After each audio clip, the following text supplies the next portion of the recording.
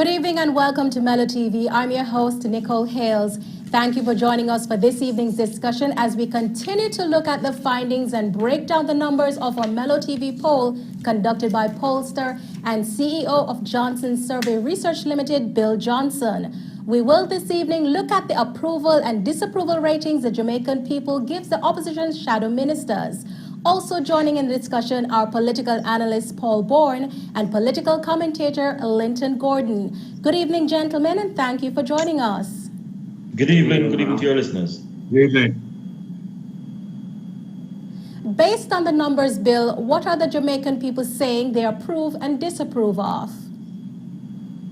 Okay, well, as you know, over the past several days, we've asked people their perceptions of the Prime Minister, their perceptions of the opposition leader, and their perceptions of Peter Bunting, one of the leaders of the PNP shadow cabinet. We've also asked people perceptions of 4 key cabinet members in the JLP government, and tonight we're looking at perceptions of 4 key members of the opposition shadow government. Lisa Hanna, Mark Golding, Fitz Jackson, and Wickham McNeil. We basically asked people, do you approve or disapprove of the job that so-and-so is doing as shadow minister of such and such a department? As you can see here, 41% approve of the job that Lisa Hanna is doing, 18% disapprove, 41% say they're not sure. With Mark Golding, it's 32% approve, 17% disapprove, 51% not sure. Fitz Jackson is 27% approved, 18% disapprove, 55% not sure. And finally, Wickham McNeil is 27% approved, 16% disapprove, and 57% not sure. Now, if we look at these numbers among those who voted for the PNP in 2016, Lisa Hanna is 64 approved. So I just want to say 10 disapproved. Because it really takes a village. Mark Golding is 59 approved, 15 disapproved. Fitz Jackson is 52-10, and Wickham McNeil is 58. So we can segue that Miss Hanna is arguably a good member of parliament for the Southeast St. Anne constituency. But like Dr. Tufton, Christopher Tufton, who ranked high amongst his fellow government counterparts yesterday, and part of his success is attributed to a good public relations machinery, particularly because the polls were done within the time that COVID is on the forefront of everybody's mind.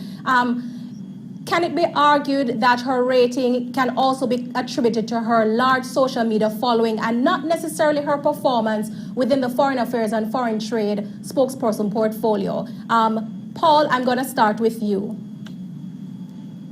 Well, we need to understand clearly that I presume Bill would have looked at people's perception. So therefore, what it would mean is that Jamaicans will be examining Lisa Hanna in terms of 1, her gender, 2, her beauty, 3, what she holds. So all of that would have been taken into consideration in actually people's perception as to what exactly it is relating to her approval. So my thing, what constitutes this is not simply as her portfolio, but also her role, her social media followers, all of that is a part of these numbers.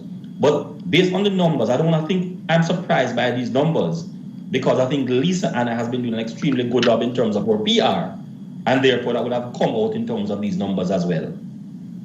Linton? Yes, it is difficult as usual for members of the opposition to exceed popularity compared to ruling members or members of the ruling party, for the simple reason that resources are disproportionately allocated. What we have to look at is part of what Paul has said. The general view of members of the PNP is that they are way behind in the usage of the media and social media. They are not on all the platforms. They have not been using these platforms as they should. and especially the leader of the opposition, he is way behind the level at which the Prime Minister is using these platforms. So I believe part of the difficulty these spokespersons face, especially like the Wickham McNeil, who I can say has been doing a good job, has been keeping abreast, has been making suggestions, has been intervening, but perhaps what he's doing is not widely known, and the persons who are polled are not aware of it because he has not made effort to make it known what he is doing and what position he's taking and what policies he's putting forward. National Security spokesperson Fitz Jackson received a rating of 27%, yet his contribution to the national discourse, particularly on crime and in most recent months, he was instrumental and very vocal and strident against banking fees, yet he ranks third amongst the names generated in the Mello TV poll. Why is this, gentlemen? And let's start with you, Bill. What were some of the questions that were asked when generating the feedback for the poll? Well, as I mentioned, we specifically asked people in this case to rate the job performance of these four individuals. As you know, we earlier in the poll asked people what they thought the major issues were in the country. The fees the bank charged, I don't think came up as one of the #1 issues. But still, I think it's pretty respectable. I think Wickham, I think Fitz Jackson's 27% as the opposition shadow minister is still a very respectable figure, particularly since 52% of those who voted for the PNP approve of the job that he's doing. Linton, Fitz Jackson continues to be a formidable force within the PNP. Are you surprised by the rating that was given to him? No, I am not. I believe he can and ought to do much more in the area of national security. He has been calling out for a crime plan, but there's no harm in his putting forward proposals and plans in detail to say that these are some of the approaches that should be taken and put them forward in a structured way. Jamaicans will understand they are desperate for reduction in crime. And if he puts forward policies that are workable, acceptable, and they can bring confidence in him amongst the population, his rating would have gone up far above where it's at. Paul, in yesterday's discussion, still on the issue of crime, it was noted that the crime portfolio is a very difficult ministry. Dr. Horace Shank, he ranked very low in the favorability and approval ratings for government ministers. Similarly, Fitz Jackson, he's ranked third among the opposition spokesperson. Do you think that, as Linton mentioned a short while ago, if he were able to offer recommendations for the crime plan, that would have probably helped his rating? Absolutely, but the issue is, as an opposition member, as an opposition spokesperson, I do not think his purview is to put forward a crime plan. And if I were the shadow minister either, I would not have put forward that. However, we need to understand clearly that the crime issue is a central issue, not only to Jamaica, but to many other countries, including the United States. Many other countries have actually had ways to deal with this crime, and I do not think Jamaica is putting forward an ideal approach to looking at this crime thing. And I think the current member, in terms of Minister of National Security, I'm disappointed in terms of what he has been doing. Now, the SOE that he's looking at, and we can actually go back years before that, even in the 1970s, 1980s, and all these police bodies, whatever they want to call them, ACID, you name them, whatever they have been, they have not worked. Yet still we are now putting forward an old machine that has not worked into a new vehicle and expect the new vehicle to actually move at its normal pace. So I'm saying the crime portfolio is one of the most difficult portfolio that there is in any third world, any developing country, particularly Jamaica. And Fitzjackson numbers to me are not surprising because a difficult ministry, and he cannot put forward an agenda or a plan without him being in power. So that's understandable. But at the same time, what he's forwarding is little or nothing, and therefore his numbers are reflecting exactly that. Similarly difficult to the crime portfolio is the finance portfolio, because balancing the books and balances people's lives, it's an equilibrium or a scale that you have to ensure that you manage that properly, or it can be difficult or deleterious for you, depending on whomever is within that assigned portfolio. The same can be said for Mark Golding. His rating is 32%, and he's the opposition spokesperson on finance. He has been vocal as it pertains to Jamaica's macroeconomic policies, and most recently his contribution to Parliament. He made valid recommendations to the government on the COVID stimulus relief package, and some of those recommendations have been accepted by the government. Again, are the people who were polled rating these spokespersons based on their visibility and popularity or their contribution to national issues? Are the numbers for Mark Golding correct? Yes. Well, I would actually look at it in terms of correct or incorrectness. But what I would look at it in terms of is one first visibility. Let's start, gentlemen. Let's give each other an opportunity so that we can hear the conversation. Let's start with Linton first, and then we'll go to Paul. Oh, sorry about that. I was just saying that Golding has been making very valuable contributions. He has been putting forward policies he believes can bring some betterment in the lives of all of us.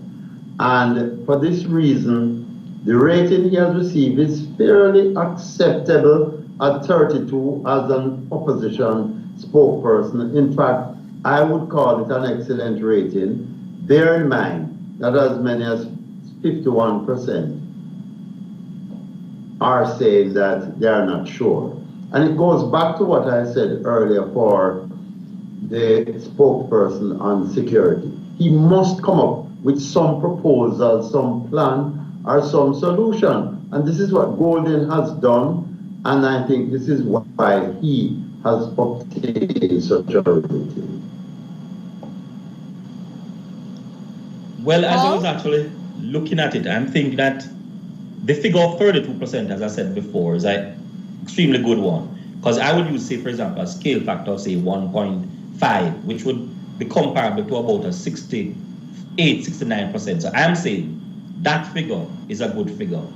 Mark has been representing extremely well, and the people know that, but we need to understand clearly that when you're in opposition, you're not a favorable candidate. You're not favorable in the eyes of the people. And irrespective of what you do, you can't be seen as the minister. Now, I'm not sure exactly what transpired yesterday, but I would assume that the Minister of Finance in Jamaica would have actually came out second to the minister in Dr. Tufton, because all Jamaicans would agree that the Minister of Finance has really been doing a remarkable job in Jamaica. If you look at the stability in terms of the macroeconomic environment, has been relatively good.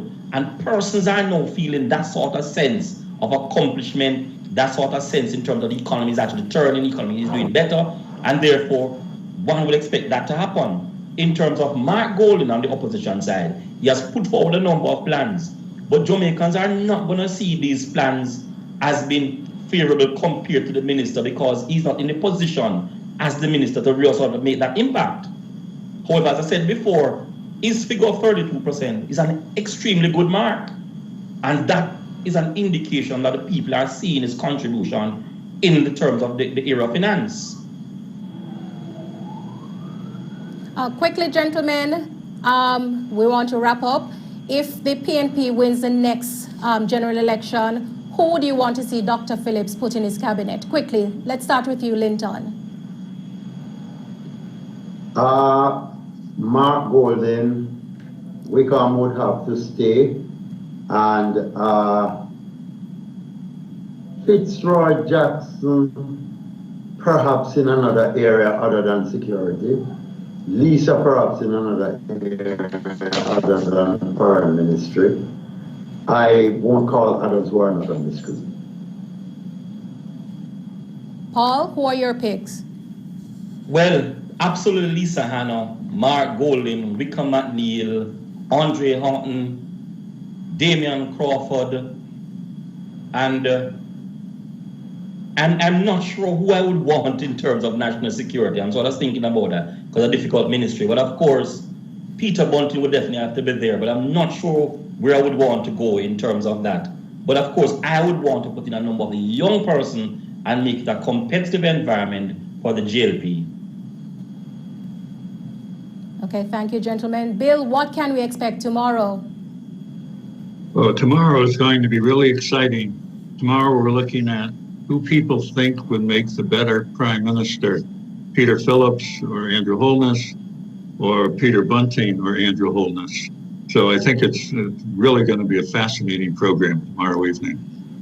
Thank you very much, Bill. We're looking forward to it. And thank you for joining us as we analyze data in our Mello TV poll conducted by pollster Bill Johnson. We also want to thank political commentator Linton Gordon and political analyst Paul Bourne. I'm Nicole Hayles. This has been the Mello TV poll. Thanks for watching. Thank you. Thank you. Thank you.